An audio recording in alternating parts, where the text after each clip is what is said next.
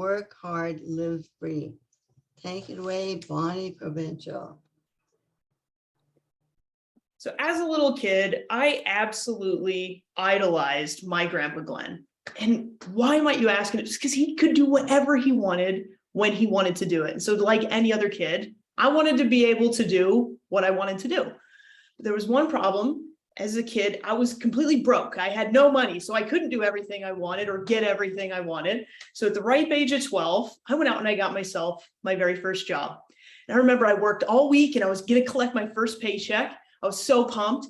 And I remember I went up to the owner and I was getting ready to get paid. And he's like, "Oh, I'm so sorry, Bonnie. You're going to have to wait until Monday because we only have quarters." And see, I was working at the Lakeside Motel and Laundromat in my hometown of Trout Creek, Montana. So they hadn't gone to the bank yet. And I was like, "You guys, it's totally okay. You can just pay me in quarters."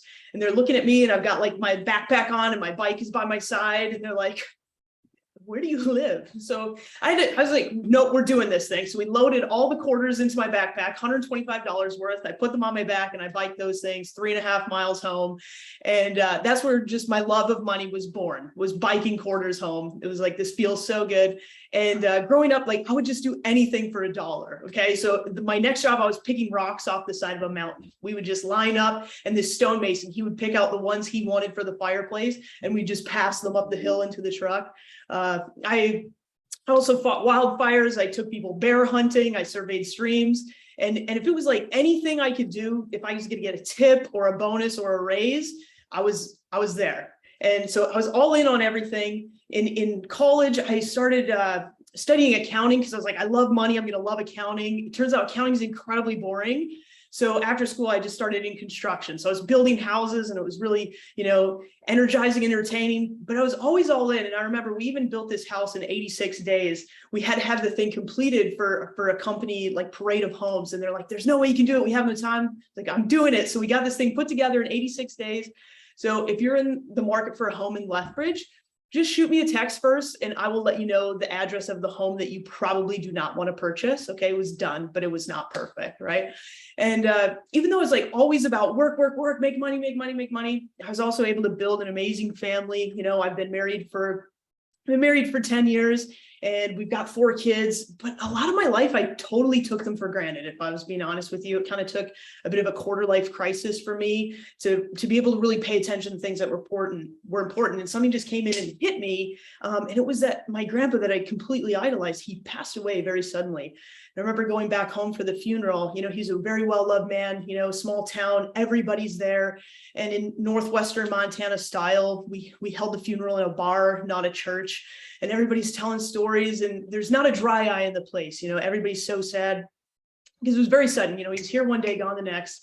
And I remember even looking over at my grandma and our whole immediate family, no one was crying. We were just always raised to be very hard and very strong and tough. And it was like, when the times get tough, like you just get tougher or you just have more fun. It's like, well, just, make more money when times get tough and just do the things to drown out those unwanted emotions. And I just remember driving home, talking to my wife, and I just like, you know what, our family is going to be different. Like some things need to change. Like this is not okay. And I need to change my focus. I need to figure this out. And so when I got back home, I started doing the exact opposite of what I would typically do. Instead of waking up really early to get to work, I woke up really early. I started reading, any personal development book I could get my hands on. I'm a true do-it-yourselfer. So, somebody who might need to hire like a life coach or a therapist, I was not going to hire them. I was just learn it myself, right? You do what anybody does, you YouTube it. Right? And so that's what I did. And I eventually I signed up for life coach training because I was like, I'm just going to teach myself. And in 2019, I finally got brave enough that I was like, maybe this is something I should be sharing with the world. And so I quit my full-time construction job. I went out and I started my own coaching and speaking business. And it was awesome. And I remember it came up to that time of year where we were supposed to sit down and meet with our financial advisor. And he's a good friend of mine. He's like, "Bonnie, how's business going?" It was a big change. He's like, "It is awesome. It's the most fulfilling thing I've ever done in my life. I love it. It is like my calling, is my passion. There's just one problem. Like I am making absolutely no money. Like we are broke. We are making no money." And he's like, "Well, like I just remember because we went to school together. He's like, you took accounting. We studied finance together in school. And right after school, you were working at a bank. Like what happened? Like, how come you're not in finance?" And Like, I don't know, it's just really boring. And he's like, well, this is like, you coaching people, like that's what I do. I coach people with their money. And the light bulb started going off of how, I was totally allowed money to control my life. And so now I teach people how to control their money. And so I did a little bit of swerve to where I coach people with their finances. Now I like to call myself a financial coach. The industry calls me a financial advisor. But that's what I do. And over all the years, I think of the lessons that my grandpa taught me. And when I was young, I always looked at my grandpa, I thought he was rich. Now as an adult, you get perspective. And my grandpa wasn't rich. He didn't have a ton of money, but he had wealth. He had wealth of life. He had wealth in his relationships. He had wealth in his energy and his vitality.